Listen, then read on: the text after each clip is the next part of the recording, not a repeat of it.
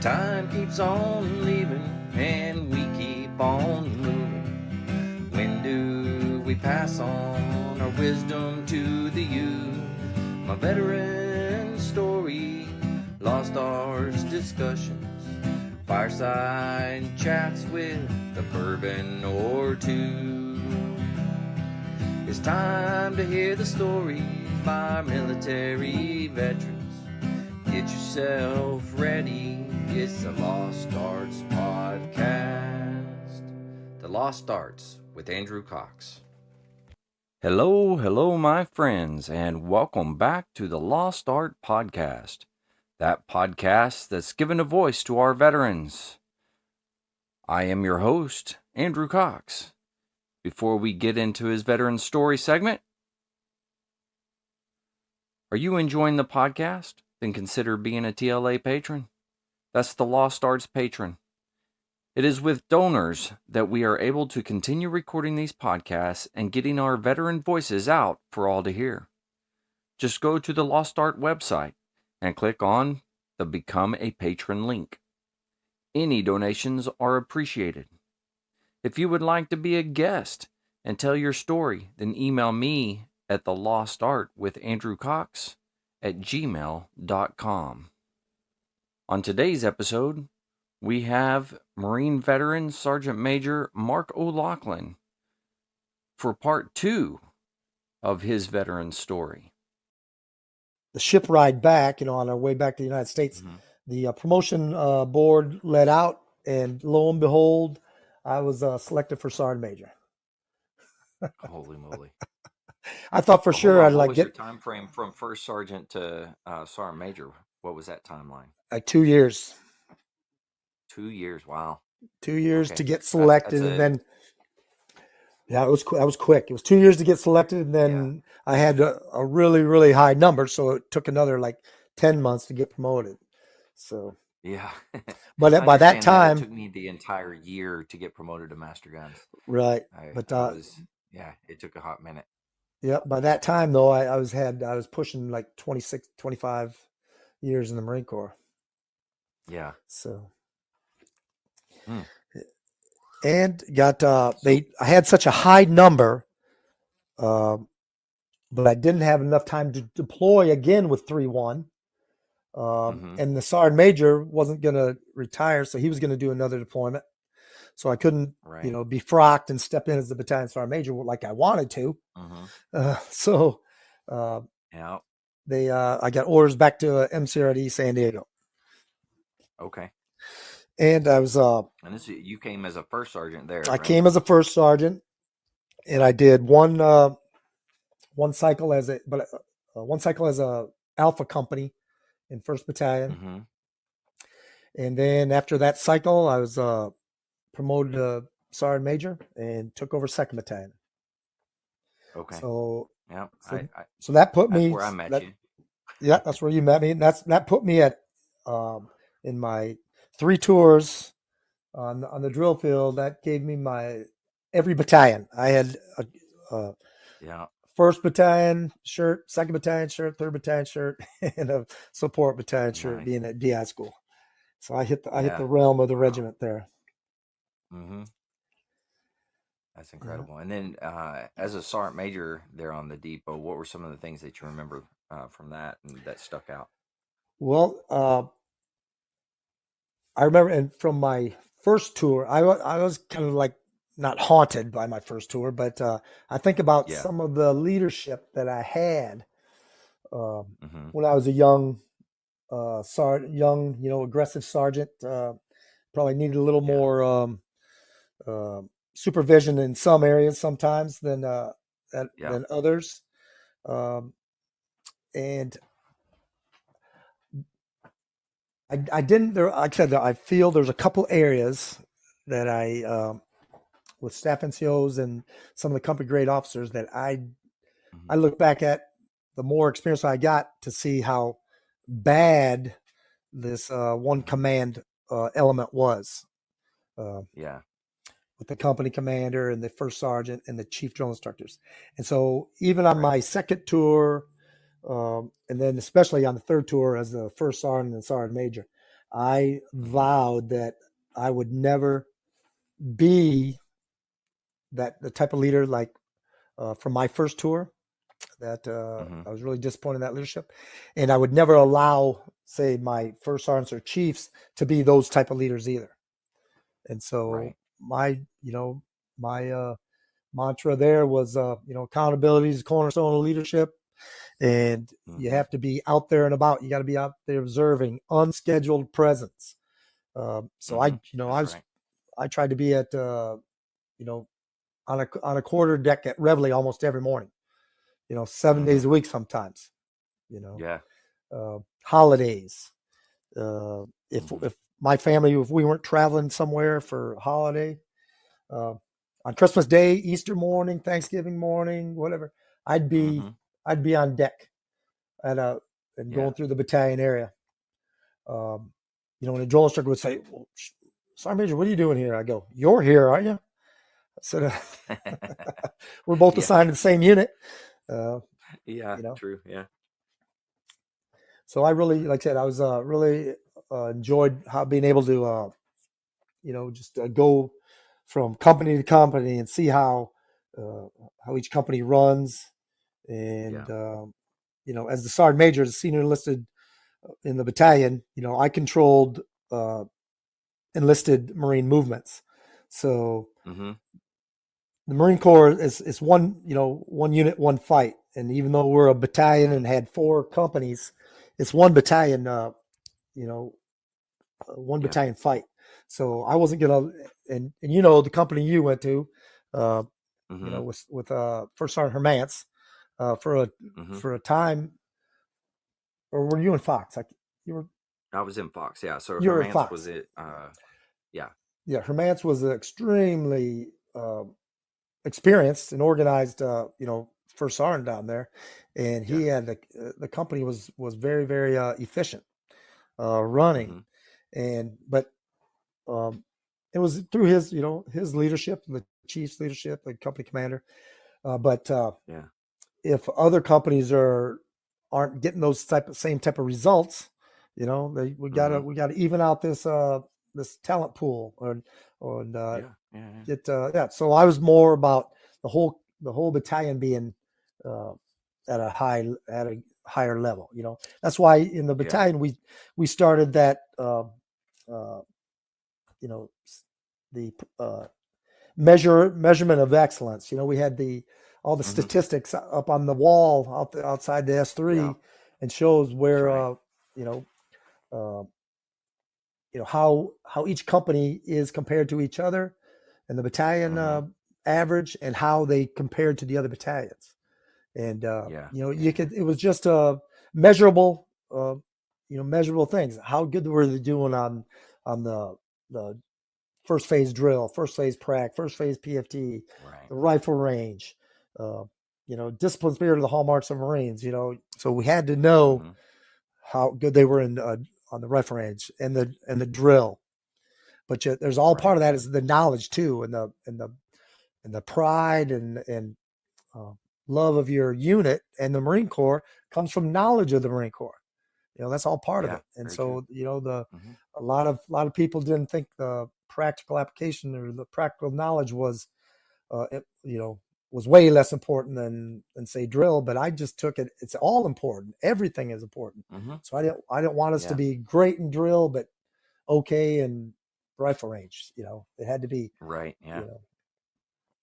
balance of That's excellence. very Got to true. have a balance of excellence. Yeah.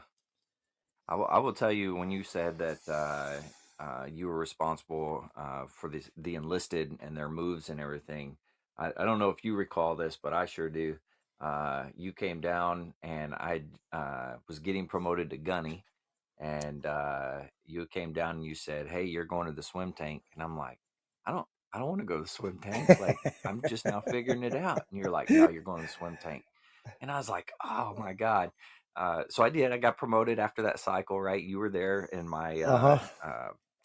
brother-in-law, he was the officer. If you remember, he had to move his hand the opposite side. But I got promoted, went to the swim tank, and I swear every time you saw me, you made it a point to say, "Hey, skater, how you doing?" I was like, "Dang, he sent me over here and he's calling me a skater." I was like, "Man." I thought that was pretty funny. Uh, that's one thing I know. Other sergeant majors weren't big on it, but I didn't want uh, someone getting off the drill field and spending like their entire time on quota. You know, Yeah. Oh it was yeah. important if you're gonna have a successful tour as a drill instructor, you're gonna be teaching drill and you're gonna be developing Marines, not just teaching them how to swim or teaching them how to Yeah. do prac. Uh, Yep. take a test. So it was important for me to know who was going on a quota and when you were Hmm. coming off, because like Yeah. and I'm pretty sure I told you, don't get comfortable over there because that's not going to last. Yeah, it's true. Yeah. And well, not only that, I remember company first sergeant coming to me, and he's like, "Hey, you're coming back, next cycle, whatever, and you're probably gonna come back as like a third hat or maybe a J type of thing." And I was like, "Okay, yeah, sounds good." And then you had come in, and you were like, "Hey, you're coming back as a senior," and I'm like, "What?"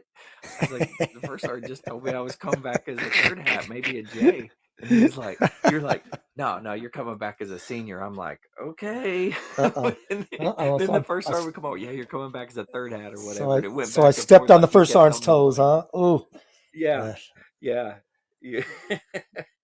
And sure enough, I came back as a well, senior. like I said, you had proved yourself on you did 3 or 4 cycles before you went to the swim tank. I did three cycles before I went Yeah, to the swim tank. and you Yeah. were like I said, you're a mature Marine. Uh, Hmm. you know, I knew you could handle the job. Yeah. Well, thank you. It was good experience though overall. A rough experience. It's not necessarily easy, but it was a Correct. good experience. I tell everybody, and I used to tell uh, commanders, that people who'd never been on the drill field. I said, the being on the drill field in a training company is the most efficient leadership academy you can ever do, because Oh yeah, that's true. Yeah. every 3 months you get to hone your leadership skills. The Hmm. training schedule is Groundhog Day. You know what's going to happen Yep. on T1. You know what's going to happen on T18. Uh, Hmm. and so you've got that block of raw material, that platoon of recruits, and Yep. hey, what worked last time, what didn't work, what system worked, Hmm. how did we get the most out of them. So every three Yep. months you get to improve your leadership skills. Yeah. And like for officers, I said for officers especially, you're working with some mature, efficient, aggressive NCOs and staff NCOs, or they wouldn't be down there as drill instructors. I said, but Yeah. you as an officer, you need to really hone your leadership skills in inspection, proper Hmm. supervision, Yeah. counseling, and command presence. Like I said, Yeah. every 3 months you get to rehone, you get to hone your leadership skills. Yeah. Yeah, that's very true. And I got to say, while you were there, I like just the presence of like the company, the presence of the battalion even being there. That was a big thing, And it, to be honest, it really helped the drill instructors in the sense of, um, you never know when somebody's going to be watching, right? So mind your p's and q's, make sure you're not doing anything stupid, type of deal. But that was a great thing in my opinion. It kind of Correct. kept me honest, and I'm sure it kept everybody else honest as well. That's right. And if you're just if you're doing the right thing, you don't have to be looking over your shoulder. You know. True. Yeah. And see, I didn't have that. I didn't have that same mind thought on my first tour as a drill instructor. Right. Yeah. So, but I didn't have the uh, in that cycle where I got in trouble. I didn't have the Hmm. strong uh, company commander, series commander, Hmm. or chief drill instructor. They just Right. they were Yeah. just it was kind of a perfect storm of poor leadership on that cycle. Yeah. Yeah. Yeah. And it happens sometimes, It happens. Yep, but it happens. yeah. And But you obviously recovered from it. I mean, you Sergeant Major, you're back on the depot it doing your thing, was and it was a tough road. It was a tough road to hoe, but like I said, it makes you, adversity. Anytime you, Mm-hmm. can overcome adversity, you get stronger. And things don't Absolutely. happen to you, they happen for you. Mm-hmm. And Yeah, that's a good point. Yeah. so I would, like I said, I doubt I would uh, have the experience if everything would have been all, soft and rosy in my career. You know, Yeah. True. Yeah. You got to have some adversity in there. It builds exactly. I character mean, for sure. and humility, I Oh remember, yeah. so much. I was a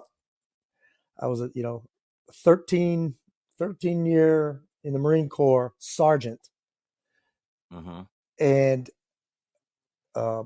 there's staff sergeants in my infantry company, or even back on the Mm-hmm. drill field, that they've got about, I've got 6 years time and grade, Yeah. or I mean 7 years, going on 7 years time and grade as a sergeant, and these Mm-hmm. staff sergeants got like 6 or 8 years in the Marine Corps. Yeah. But It's they're the platoon sergeant, and I was like a mhm. platoon guide. and Yeah.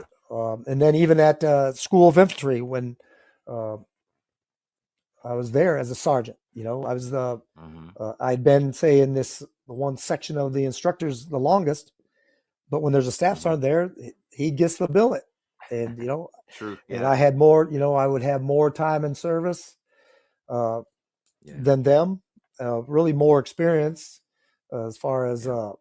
duty stations. I went from like that barracks duty to the infantry to the drill field, back Mm-hmm. to infantry, and now I'm in here. And they might have did their 4 years in the infantry, went to somewhere and got promoted then, and so they got less experience, but they're Yep. senior rank, and that's just how it is. And I had to be humble and follow, Mm-hmm. the regulations of the Marine Corps. Yeah. Absolutely. And you definitely had the experience. I think I counted so far 9 deployments, Nine if I'm deployments. not mistaken.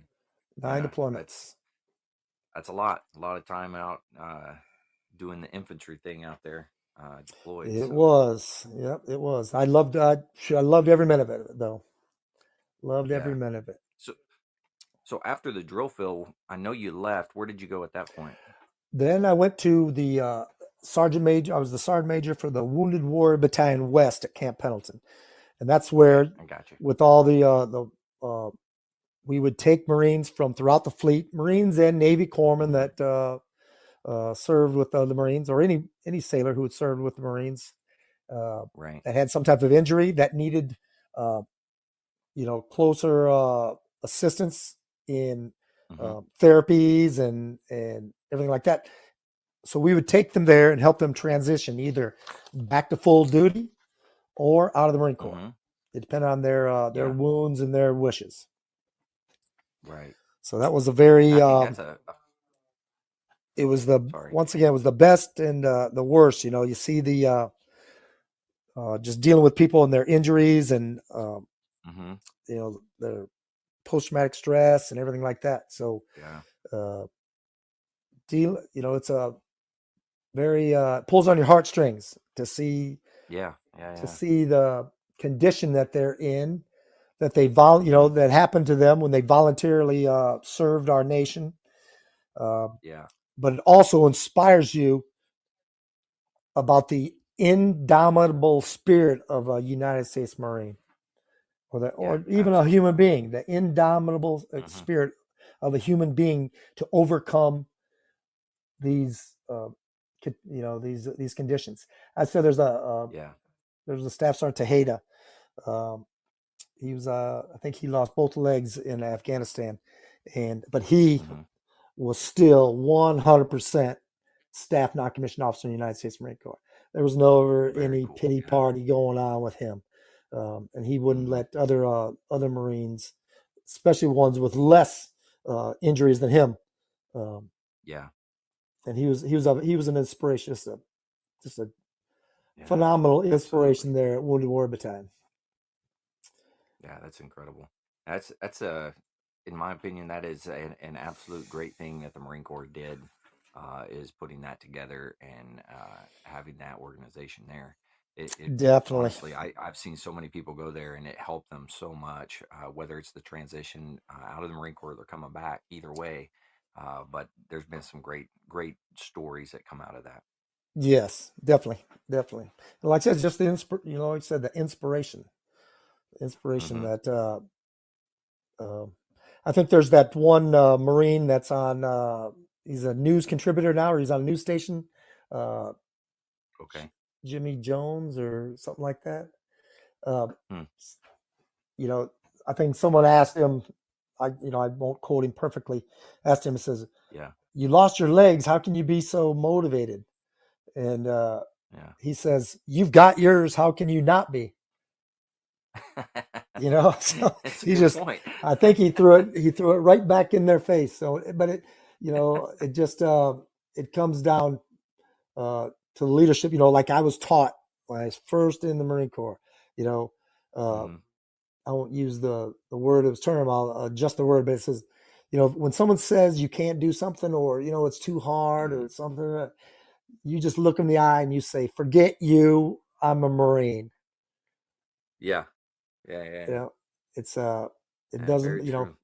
Once again, improvise, overcome, and adapt. Those old cliches, but they Hmm. they're true. How they might sound corny, but they're true. That's fair. Yeah, I agree with that. Yeah, and it's funny when you, especially talking to young Marines. I'm here at the School of Music, and they're coming through, and I'm throwing out all these old things at them, and they all look at me like I'm crazy, and I'm Right. like, but when you're explaining it and you're showing it to them and stuff like that, and then you kind of see it click, and you're like, oh, okay, yeah, yeah, they got it now. So it, it's it's Right. it's rewarding in that sense. So, It is, without a well, doubt. hey, so at this point you retired there, correct?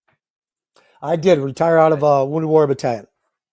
Yep. okay, awesome. And then once you retired, how has things been going since you got out? And like, kind of walk me through what you've been doing since then. Okay. So when I first retired, there was this. They called them this family counselor. They had this family counseling program that started at MCRD uh, with the Okay. MFLAX, right? The Military Life Financial Yeah. or Military. Mm-hmm. What was it? MFLAX. So Military Uh, Family Liaison. Is that what it was?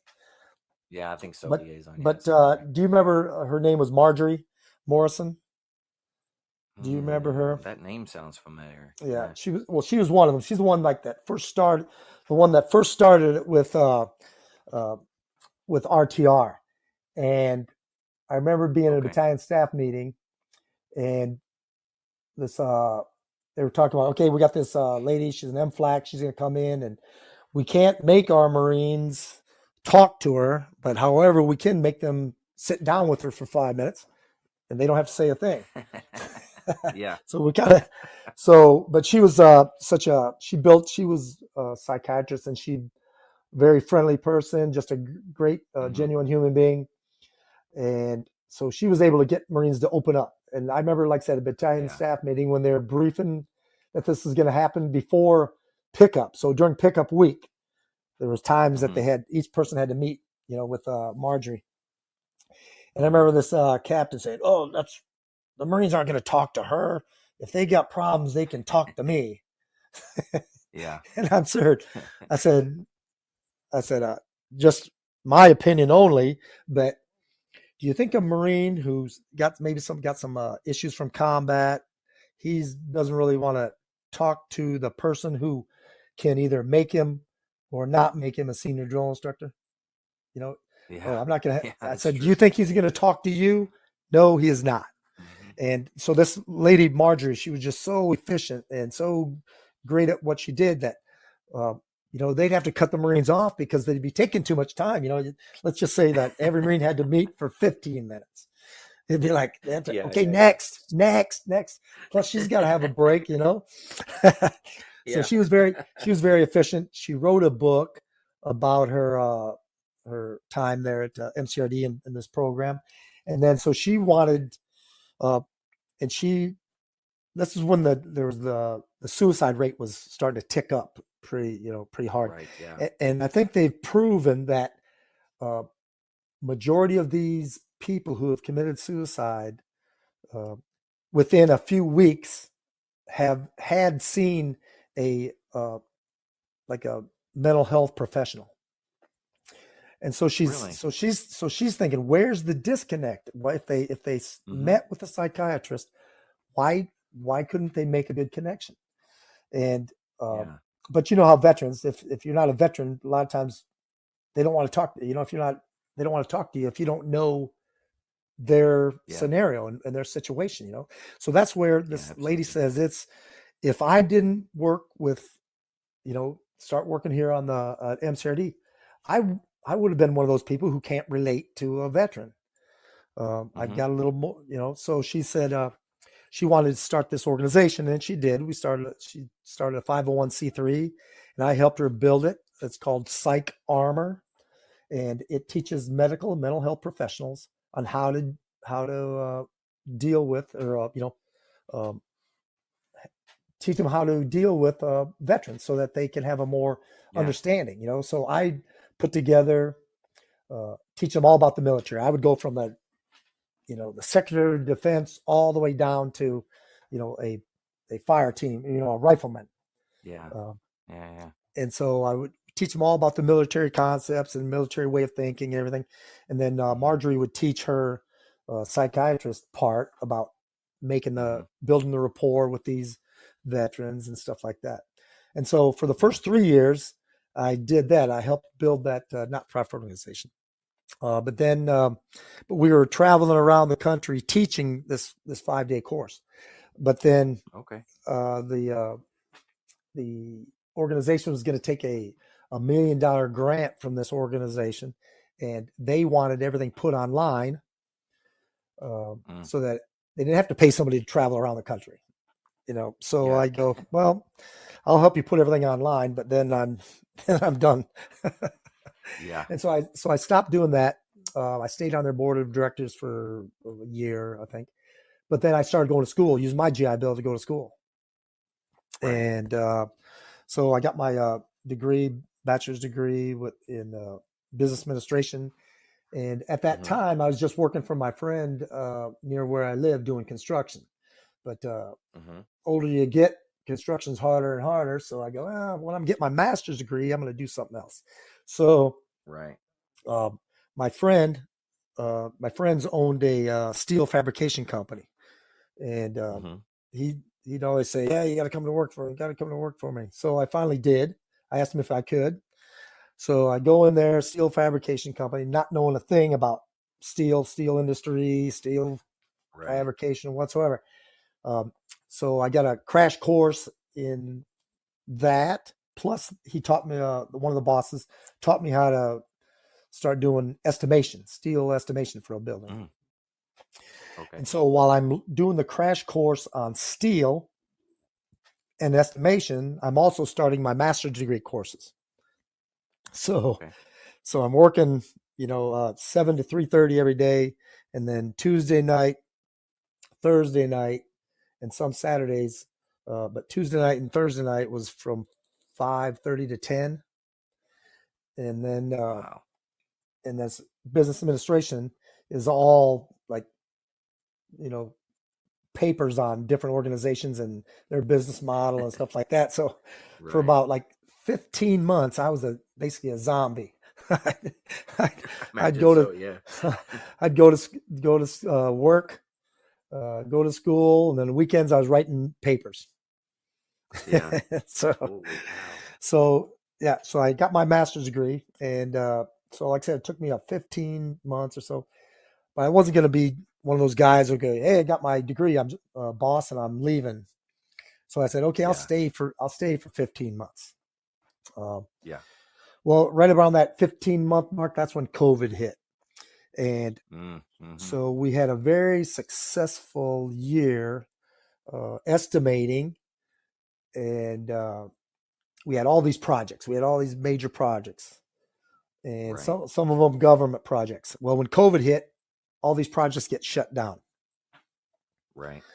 well, we're still under contract, but they get shut down because because of COVID. Well, the company Mm-hmm. still has 50 plus fabricators to keep busy, and so we Right. started uh, estimating almost anything there was out there to estimate. What, no matter what Right. size, we'd estimate it. And while other people are working from home doing nothing during COVID, I'm working 6 days a week because I'm down there on Saturdays doing estimates. Right. And so right about the time that so then right about that time we get all these new projects going. We got our fabricators busy.